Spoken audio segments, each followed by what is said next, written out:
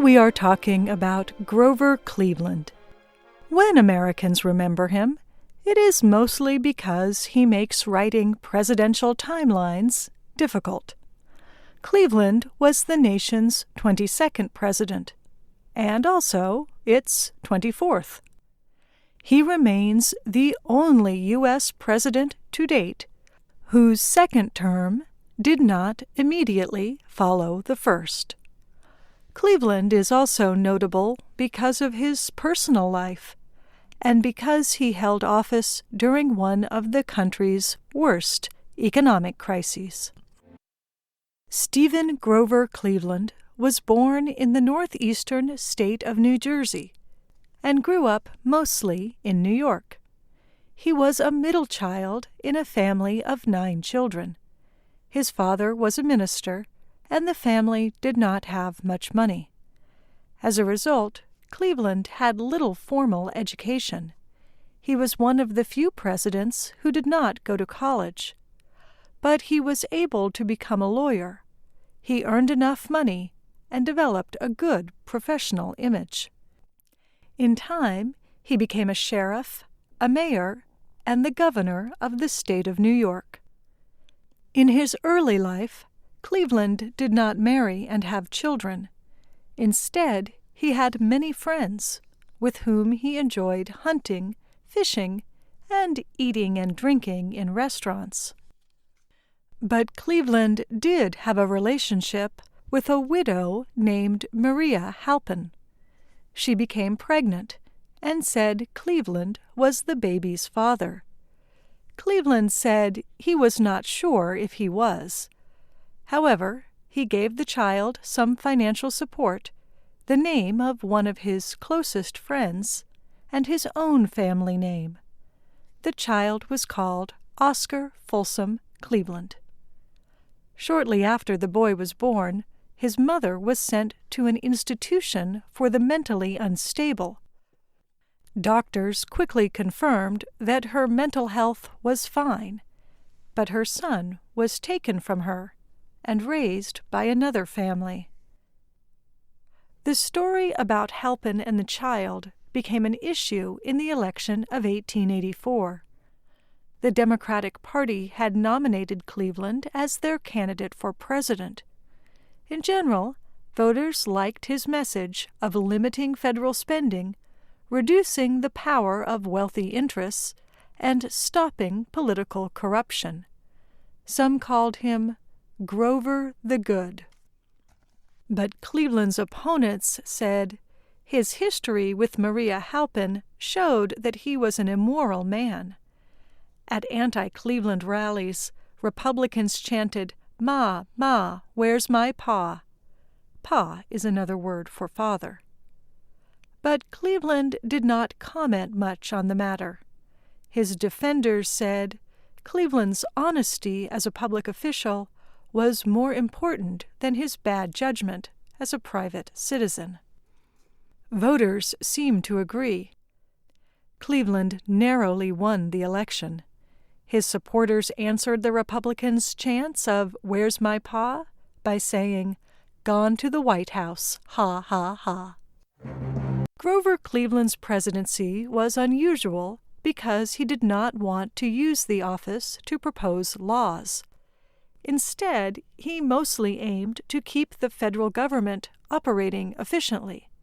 He also wanted to limit lawmakers' power to help special interest groups. As a result, Cleveland vetoed many bills in his first term. He set a record at that time for saying no to proposals from Congress. One of the few ideas that he supported was reducing tariffs.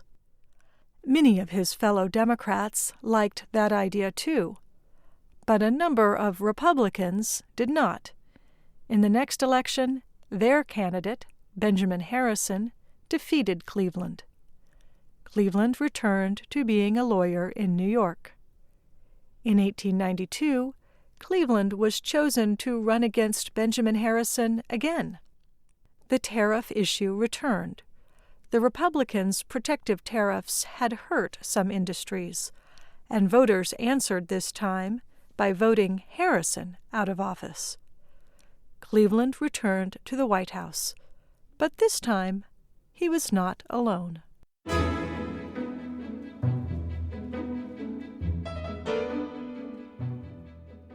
Two years into his first term as president, Cleveland married the daughter of his close friend, Oscar Folsom.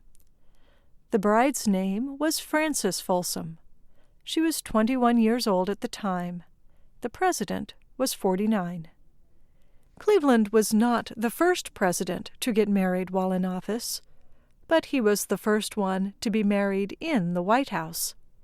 The event captivated the public.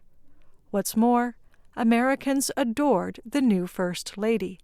She was known for being social, charming, and beautiful. Historians conclude that she was the most popular First Lady since Dolly Madison. She remains the youngest. When the Clevelands returned to the White House, the country was entering a severe economic recession.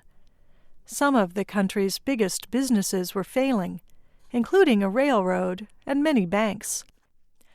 As a result, investors withdrew their money from the stock market. The withdrawal caused many other businesses to fail.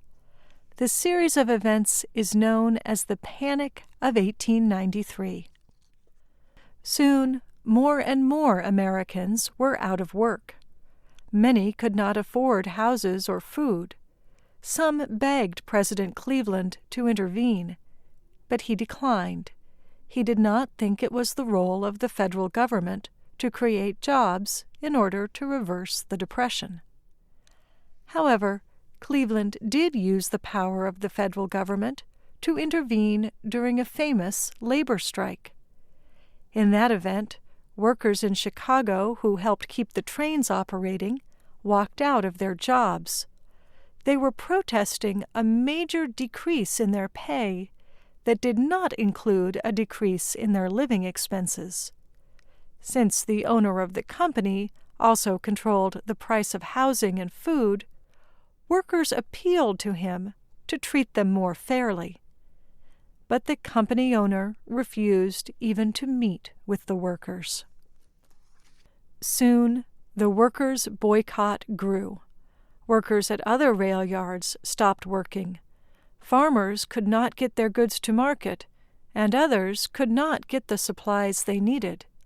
Even the mail stopped being delivered. So Cleveland sent federal troops to break the strike. In the short term, Cleveland's actions worked. The trains moved again, and both the courts and most of the public agreed with the president's decision. But in the long term, Cleveland's handling of the panic, depression, and workers' strike lost the support of many voters. At the next opportunity, they voted him out of the White House again. Cleveland returned to New York and later settled in a large house in Princeton, New Jersey. There, he wrote, made speeches, sat on corporate boards, became a trustee of Princeton University, and enjoyed the respect of the people who lived in the town. He died at age 71 of problems with his stomach, heart, and kidneys. Several people said his final words were, "I have tried so hard to do right." Then and now, many people agreed with that idea. Cleveland was generally an honest man who worked hard and tried to act independently as president. But he is not considered one of America's best leaders. He did not have a clear idea about how to guide the country. Yet the opposing party, at least, may have considered Cleveland's presidency a success. After Cleveland's final election defeat, 6 of the next 7 presidents were Republicans.